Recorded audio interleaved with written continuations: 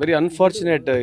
ನಮ್ಮ ನಮ್ಮ ಹುಬ್ಬಳ್ಳಿ ಹತ್ರನೇ ಕುಂದಗೋಳ ಬಾರ್ಡ್ರಲ್ಲಿ ಈ ಒಂದು ಭೀಕರವಾದಂಥ ಆಕ್ಸಿಡೆಂಟ್ ಆಗಿದೆ. ಒಂದು ಅನ್ಫಾರ್ಚುನೇಟ್ ಅಂದರೆ ಮೊದಲು 2 ಗಾಡಿ ಒಂದಕ್ಕೊಂದು ಗಾಡಿ ಟಚ್ ಆಗಿ ಅವ್ರನ್ನ ಹೆಲ್ಪ್ ಮಾಡ್ಲಿಕ್ಕೆ ಕಳಿಸಿ ಅವರು ರೋಡ್ನಲ್ಲಿ ನಿಂತ್ಕೊಂಡಿದ್ದಾರೆ. ಹಿಂದೆ ಇನ್ನೊಂದು ಲಾರಿ ಬಂದು 5 ಜನದ ಮೇಲೆ ಆಕ್ಸಿಡೆಂಟ್ ಆಗಿದೆ. ಒಬ್ಬರು ಭಾಳ ಸೀರಿಯಸ್ ಇದ್ದಾರೆ, 4 ಜನ ಏನೋ they brought hospital to dead. So ಇಲ್ಲಿಗ ಪೋಸ್ಟ್ ಮಾರ್ಟಮ್ ನಡೀತಾ ಇದೆ. So it's very unfortunate. So ಅವ್ರ ಫ್ಯಾಮಿಲಿ ಮೆಂಬರ್ ಕೂಡ ಇಲ್ಲಿದ್ದಾರೆ. ಸೊ ಅದನ್ನು ನೋಡ್ಲಿಕ್ಕೆ ಇಲ್ಲಿ ಬಂದಿದ್ದೇವೆ. So it's very unfortunate situation.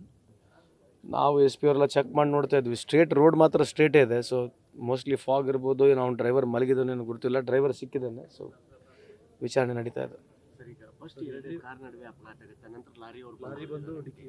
ಅದೇ ಹೇಳ್ತಾ ಇದ್ದಲ್ಲ,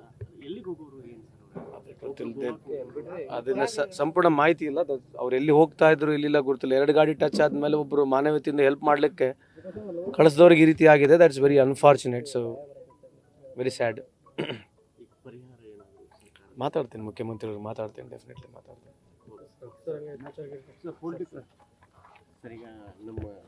ನಿಮ್ಮ ಉಸ್ತುವಾರಿ ಬಹಳ ಚರ್ಚೆಯಲ್ಲಿದೆ ಒಂದು ವಾರದಿಂದ.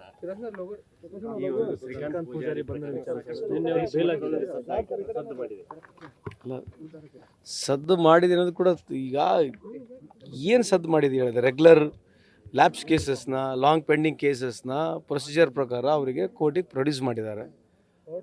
ಕೋರ್ಟ್ ಅವರಿಗೆ ಬೇಲ್ ಕೊಟ್ಟಿಲ್ಲ. ಈಗ ಭಾಳಷ್ಟು ಜನ ಬೇರೆಯವರಿಗೆ ಅಕ್ವಿಟಲ್ ಆಗಿ ಬೇಲ್ ಸಿಕ್ಕಿದೆಲ್ಲ, ಅವ್ರು ಯಾರು? ಈಗ ಬೇರೆಯವ್ರಿಗೆ ಬೇಲ್ ಸಿಕ್ಕಿದೆಲ್ಲ, ಅವರೆಲ್ಲ ಯಾರು? ಅವ್ರ ಹಿಂದೂಗಳಿಲ್ಲ ಅದರಲ್ಲಿ. ಆಮೇಲೆ ಇವರಿಗೆ ರೌಡ್ರಿ ಶೀಟರ್ನಿಂದ ನಮ್ಮ ಸರ್ಕಾರ ತಾನೇ ರೌಡ್ರಿ ಶೀಟ್ರಿಂದ ತೆಗೆದಿರೋದು. BJP ಸರ್ಕಾರ ಇದ್ದಾಗ ಕೂಡ ಅವನ ಮೇಲೆ ಕೂಡ 3 ಕೇಸ್ ಹಾಕಿದೆ ಅವ್ರ ಸರ್ಕಾರದಲ್ಲಿ.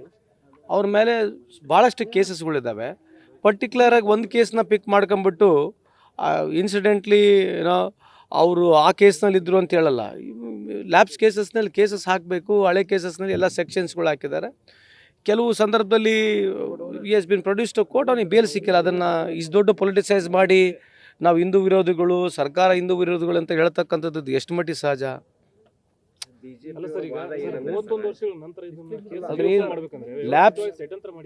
ಲ್ಯಾಬ್ಸ್ ಕೇಸಸ್ ಎಷ್ಟಿದಾವೆ? ಎಷ್ಟು ಜನ ಪ್ರೊಡ್ಯೂಸ್ ಮಾಡಿದ್ದಾರೆ?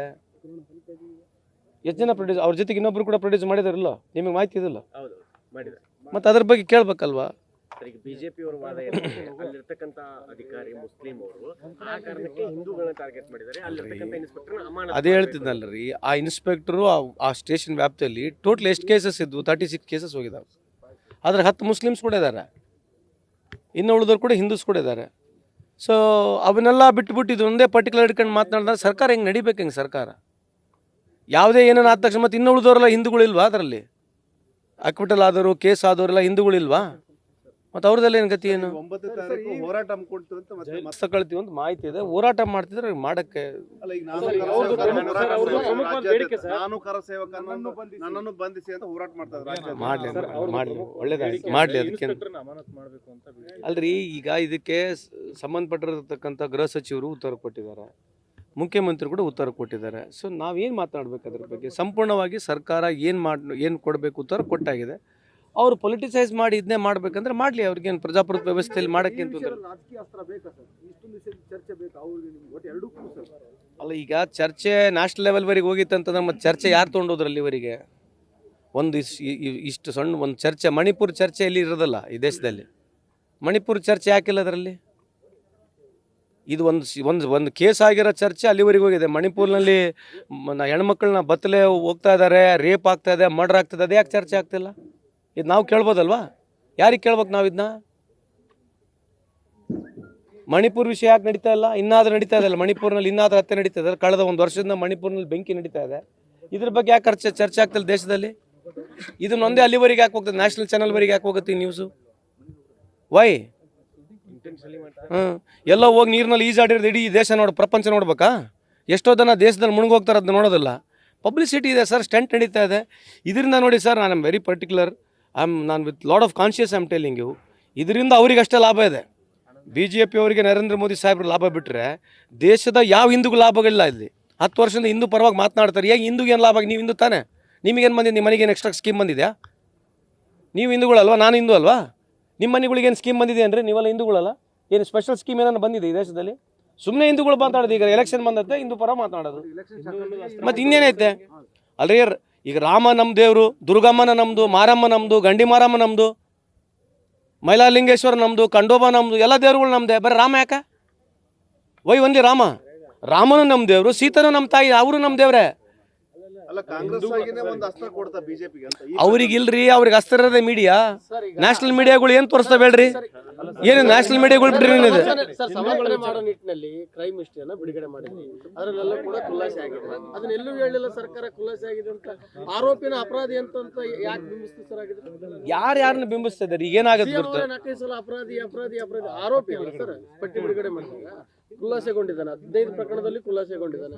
ಅದ್ರ ಇಂಟೆನ್ಷನ್ ಏನಂಗಂದ್ರೆ ಸರ್ಕಾರದ ಸರ್ ಏನು ಇಂಟೆನ್ಷನ್ ಏನ್ರಿ? ತಪ್ಪು ಇಲ್ರಿ. ಈಗ CM ಏನು ಮಾತನಾಡಿದಾರೆ ನನಗೆ ಗೊತ್ತಿಲ್ಲ. ಒಂದು ನಿಮಿಷ ಅಲ್ರಿ, CM ಏನು ಮಾತನಾಡಿದಾರೆ ನನಗೆ, ನಾನು ಸಂಪೂರ್ಣ ನೋಡಿಲ್ಲ. CM ಯಾವ ಪ್ರಕಾರ ಉತ್ತರ ಕೊಟ್ಟಿದ್ದಾರೆ ತಾವು ಅವ್ರನ್ನ ಕೇಳ್ಕೊಳ್ಳಿ. But definitely I feel because is one of the finest person. ಯಾವ ಥರ ಉತ್ತರ ಕೊಡ್ಬೇಕಂತೇಳಿ ಅವ್ರಕ್ಕಿಂತ ನಾವೇನು ಅವರಿಂದ ಕಲಿಬೇಕು ನಾವು. ಸೊ ನೀವು ಅವ್ರು ಏನು ಮಾತನಾಡಿದಾರೆ ನಾನು ನೋಡಿಲ್ಲ. ಹೋಮ್ ಮಿನಿಸ್ಟ್ರು ಉತ್ತರ ಕೊಟ್ಟಿದ್ದಾರೆ. ನೀವು ಅದನ್ನೇ ಏನು ಕೇಳ್ಕೊಂತ ಕೂತ್ಕೊಂತೀರಿ? ಈಗ ಅದನ್ನೇ ಪ್ರಶ್ನೆ ಅವನ ಮೇಲೆ ಕೇಸ್ ಹಾಕಿದ್ರು ಅಲ್ರಿ. ಇನ್ಸಿಡೆಂಟ್ಲಿ ಈ ಲ್ಯಾಬ್ಸ್ ಕೇಸಸ್ನಲ್ಲಿ ಅವ್ರ ಮೇಲೆ ಇರೋ ಕೇಸು ಆಗಿನ ಕೇಸ್ ಇತ್ತು. ಲ್ಯಾಬ್ಸ್ ಕೇಸಸ್ನಲ್ಲಿ ಆಗಿನ ಕೇಸ್ ಇತ್ತು, ಅದನ್ನು ಹಾಕಿದ್ದಾರೆ. ಏನಾದ್ರಾಗ ಅವ್ನಿಗೆ ಹಾಕ್ಬಿಟ್ಟು ನಮಗೇನು ಸಿಗೋದೈತೆ? ಆಯ್ತು, ಅವನ ಮೇಲೆ ಕೇಸ್ ಹಾಕಿದ್ದು ಉದಾಹರಣೆಗೆ ಇಟ್ಕೊಳ್ರಿ. ಏನು ನಮಗೇನು ಲಾಭ ಇದೆ? ಏನು ವಾಟ್ ಇಸ್ ಅ ಬೆನಿಫಿಟ್ ಯಾರ್? What is a motto? Alright, ಅಲ್ಲ ಅವ್ರು ಹೇಳ್ತಕ್ಕಂಥದ್ದು ಅಲ್ಲ, ಅವ್ರು ಅಲ್ಲ ಒಂದು ನಿಮಿಷ ಅಲ್ರಿ, ಒಂದು ನಿಮಿಷ. ಲಾಂಗ್ ಪೆಂಡಿಂಗ್ ಕೇಸಸ್ ಅಂದ್ರೆ ಏನು ಹೇಳಿ ಸರ್? ನನಗೆ ಗುರುತು, ನೀವು ಹೇಳಿ. ತಲೆ ಮರೆಸ್ಕೊಂಡಿರೋ ಪ್ರಕರಣ. ಹೌದು, 15 ಕೇಸಲ್ಲಿ ಜಾಮೀನು ತೆಗೆದುಕೊಂಡಿದ್ದಾನೆ, ಕೋರ್ಟಿಗೆ ಹೋಗಿದ್ದಾನೆ, ಮುಚ್ಚಳಿಕೆ ಬರೆಸ್ಕೊಂಡಿದ್ದಾರೆ. ಆಯ್ತು ರೀ, ಅದೇ ಕರೆಕ್ಟ್ ರೀ. ಲಾಂಗ್ ಪೆಂಡಿಂಗ್ ಕೇಸಸ್ನಲ್ಲಿ ವಾಟ್ ಐ ಅಂಡರ್ಸ್ಟುಡ್, ಒಂದು ಸ್ಟೇಷನ್ನಿಂದ ಇನ್ನೊಂದು ಸ್ಟೇಷನ್ಗೆ ಬರಬೇಕು. ಅವನು ಭಾಳಷ್ಟು ಅಲ್ರಿ, ಒಂದು ನಿಮಿಷ, ಭಾಳಷ್ಟು ಸ್ಟೇಷನ್ಗಳಲ್ಲಿ ಕೇಸ್ಗಳಿದ್ದಾವೆ. ಇಲ್ಲಿ ಮುಚ್ಚಳಿಕೆ ಬರೆದು ಕೊಟ್ಟಿಲ್ಲ ಅವರು. ಯಾರು? ಈ ಸ್ಟೇಷನಲ್ಲಿ ಬರೆದು ಕೊಟ್ಟಿಲ್ಲ, ಈ ಸ್ಟೇಷನ್ ಬರೆದು ಕೊಟ್ಟು. So what is that? ಆಯ್ತು, ಹೆಂಗಿದ್ರು ಅಂದಮೇಲೆ ಅಷ್ಟು ಕೇಸಸ್ ಇದ್ದಾವೆ. ಇನ್ನೊಂದ್ಸಲಿ ಕೋರ್ಟಿಗೆ ಪ್ರೊಡ್ಯೂಸ್ ಆಗಿದ್ರೆ ಅಂಥದ್ದು ಏನಿದೆ? ಅಸ್ಯೂಮಿಂಗ್ಲಿ even if it has bun happen A mistake, ಅದ್ರಾಗ ಏನು ಪರ್ಟಿಕ್ಯುಲರ್ ಏನು ಅಜೆಂಡಾ ಏನಿದೆ ರೀ? ಸರ್ಕಾರದ ಏನು ಅಜೆಂಡಾ ಇದೆ? ಇದನ್ನು ಅವ್ರಿಗೆ ಬೇಕು, ಇಂಥದ್ದೇ ಬೇಕು. ಸಿ ಐ ಥಿಂಕ್ ಅಲ್ಲ, ಒಂದು ನಿಮಿಷ, ಮೈ ರಿಕ್ವೆಸ್ಟ್ ಯು ಆಲ್, ಇದು ಸರ್ಕಾರ ಉತ್ತರ ಕೊಟ್ಟಿದೆ. ಇದ್ರ ಬಗ್ಗೆ ಚರ್ಚೆ ಮಾಡಿ ಇದ್ರ ಬಗ್ಗೆ ಎಷ್ಟು ಮಾತಾಡಿದ್ರು ನನ್ನ ಉತ್ತರ ಏನು ಚೇಂಜ್ ಆಗೋದಿಲ್ಲ. ಸೊ ನಾನು ನಿಮ್ಗೆ ರಿಕ್ವೆಸ್ಟ್ ಮಾಡೋದು, ಇದೇನಂತ ಸೀರಿಯಸ್ ಆಗಂಥದ್ದಲ್ಲ.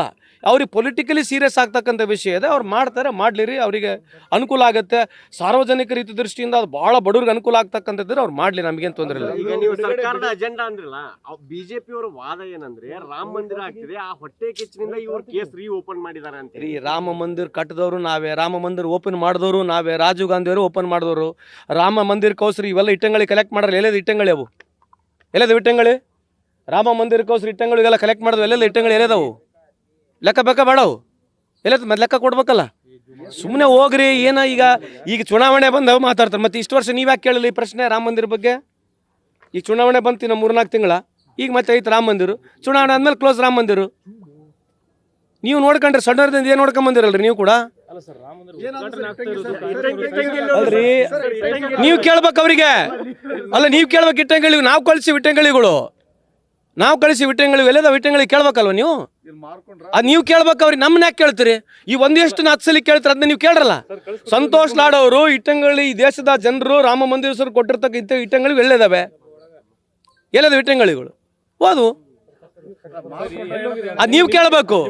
ಅಲ್ರಿ, ನಾವು ನಮ್ಮ ಅಭಿಪ್ರಾಯನ ನಿಮ್ಗೆ ಮಂಡಿಸಿದ್ವಿ, ನೀವು ಕೇಳ್ರಿ ಅವ್ರನ್ನ. ನೀವು ನಮ್ಮನ್ನ ಹೆಂಗೆ ತಿರುವಾಮುರುವ ಕೇಳ್ತವ್ರನ್ನ ಕೇಳ್ರಿ, ತಿರುವಾಮುರುವ ಕೇಳ್ರಿ. ಈಗ ರಾಮ ಮಂದಿರನಲ್ಲಿ ಅಲ್ಲಿ ಕೂಡ ಆ ಭೂಮಿ ಮೇಲೆ ದುಡ್ಡು ಜಾಸ್ತಿ ಮಾಡ್ಕೊಂಡಿದ್ದಾರೆ, ಗುರ್ತದು. ರಾಮ ಮಂದಿರ ಮೇಲೆ ಅಲ್ಲಿರ್ತಕ್ಕಂಥವ್ರು ಒಬ್ಬರು ನಮ್ಮವರೇ, ಆ ನಮ್ಮ ರಾಮ ಮಂದಿರದಲ್ಲಿ ಇರ್ತಕ್ಕಂಥ ಪದಾಧಿಕಾರಿಗಳೇ ಕೋಟ್ಯಾಂತರ ರೂಪಾಯಿ ಅದರಲ್ಲಿ ಲಾಭ ಮಾಡ್ಕೊಂಡಿದ್ದಾರೆ. ಅದ್ರ ಬಗ್ಗೆ ಕೇಳ್ಬೇಕಲ್ಲ ನೀವು.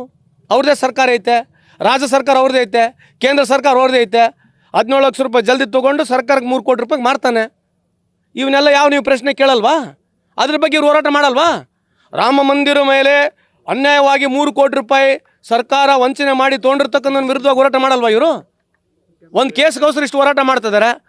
ರಾಮ ಮಂದಿರ ಭೂಮಿ ಮೇಲೆ 3 ಕೋಟಿ ರೂಪಾಯಿ ಅನ್ಯಾಯ ಮಾಡ್ತಕ್ಕಂಥ ವಿರುದ್ಧ ಹೋರಾಟ ಮಾಡಿ ಇವ್ರದ್ದು. ಸರ್, ಈಗ ಶ್ರೀಕಾಂತ್ ಬಿಡುಗಡೆ ನಂತರ ವಿಜಯೋತ್ಸವ ಮಾಡ್ಲಿಕ್ಕೆ ತಯಾರಿ ಮಾಡ್ತಾರೆ. ಅಲ್ರಿ, ನಾನು ಕೇಳಿದ ಪ್ರಶ್ನೆ ಬಗ್ಗೆ ಮಾತಾಡಲ್ಲ. ಅವ್ರು ವಿಜಯೋತ್ಸವ ಮಾಡೋದು ನಾವೇನು ಮಾಡೋಣ? ಈಗಲೂ 3 ಕೋಟಿ ರೂಪಾಯಿ ಅನ್ಯಾಯ ಆಗೈತೆ, ನೀವು ಕೇಳ್ರಲ್ಲ, ಅದ್ರ ಬಗ್ಗೆ ಹೋರಾಟ ಮಾಡಿ ಕೇಳ್ರಿ.